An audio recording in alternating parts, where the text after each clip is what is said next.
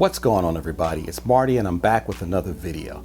If by chance you've seen a few of my previous videos, then you know that I'm a part-time wedding filmmaker. And in this video, I want to talk to you about, if you're not already doing it, pre-recording your voiceovers for your wedding films.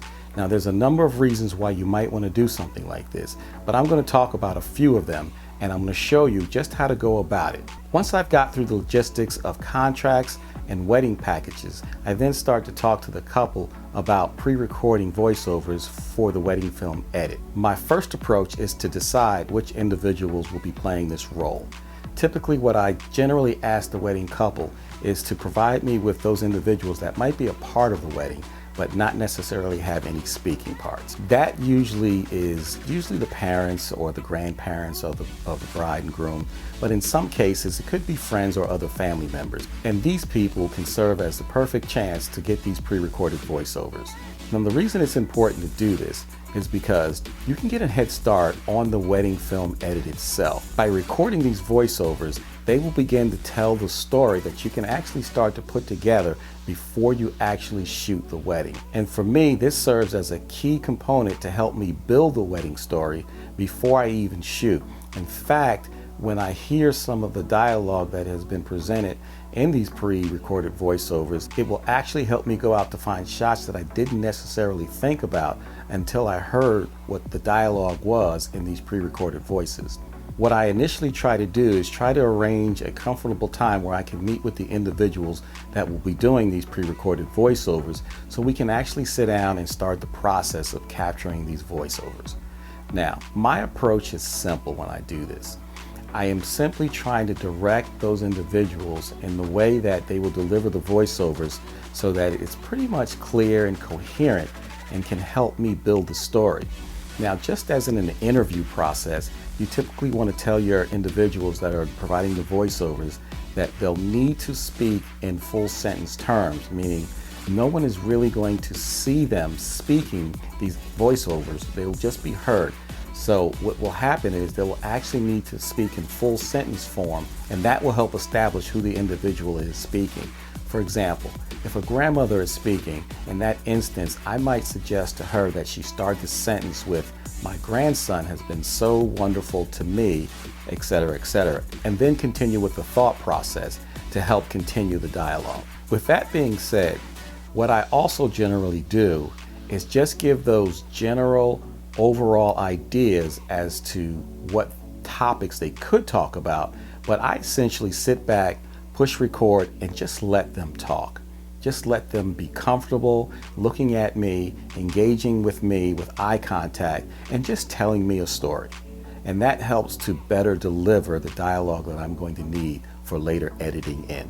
Now, in some cases, the dialogue can last for 10, 15, or even 20 minutes, which is fine by me. Obviously, we're not going to use all of the dialogue, but the more dialogue you have, the better opportunity you have to pull out some really strong points and messages that they are delivering. What I'd like to do now is just show you a brief preview of how I go about editing and preparing these pre-recorded voiceovers for later use in my final film. My audio recording software of choice is Pro Tools, and what I will generally do is start a new session, and in that new session I'll actually match the frequencies of the recording device, which is my H4n Zoom recorder that I use to record the voiceovers. From that point, I will establish a track that you see I've already established here because I've already set this up. And then what I'll do is I'll simply drag in the audio from those pre-recorded voiceovers and just kind of bump them up to 0. From this point, I try to look at and gauge how much dialogue was actually spoken during that session. And here it looks like it's about 6 minutes and 15 seconds worth of dialogue. And from this point, I will actually zoom in and I will start to listen to the dialogue piece by piece and start to find sections within the dialogue that I can begin to edit out.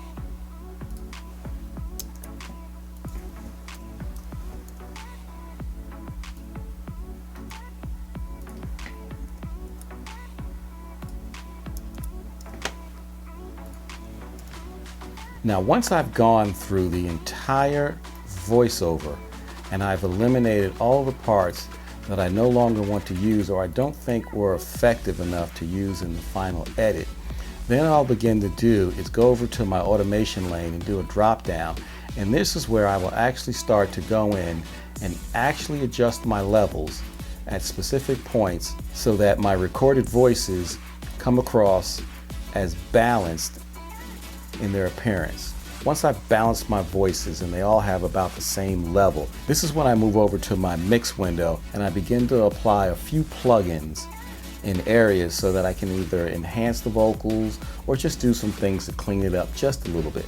One of the first things I always do is I always add an EQ on top of the vocal and begin to shape it in areas that are problem areas.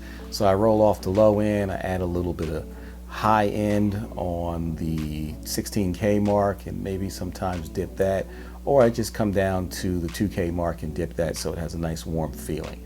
Then I'll go into another feature of removing any kind of background noise that may have been apparent during the voiceover. And then finally what I'll do on the track itself is I will add an ultra maximizer, which is somewhat of a mastering plugin where you can set the ceiling at a negative 0.1 or negative 0.2, and that prevents this voiceover from actually clipping at all. And you can actually increase the threshold as such by increasing the volume, and it actually virtually never distorts. Then what I simply do is add a master track, and again I add another mastering ultra maximizer plugin on this channel to enhance the volume of the pre-recorded voice even more. And from this point I simply bounce the disc, I save and insert this into my Final Cut Pro library that I have set up for this particular wedding film, and it's waiting for me when I have the full footage and the complete project ready to edit. If this is an approach that you'd like to take, here are some things that I might recommend or suggest that you do. The first thing is try to use the exact same equipment, lapel or wireless hard disk recorders, that you intend on using at the very moment of the wedding. That way you can keep a level of continuity that will kind of seamlessly fit in to whatever dialogue is being delivered during the actual wedding.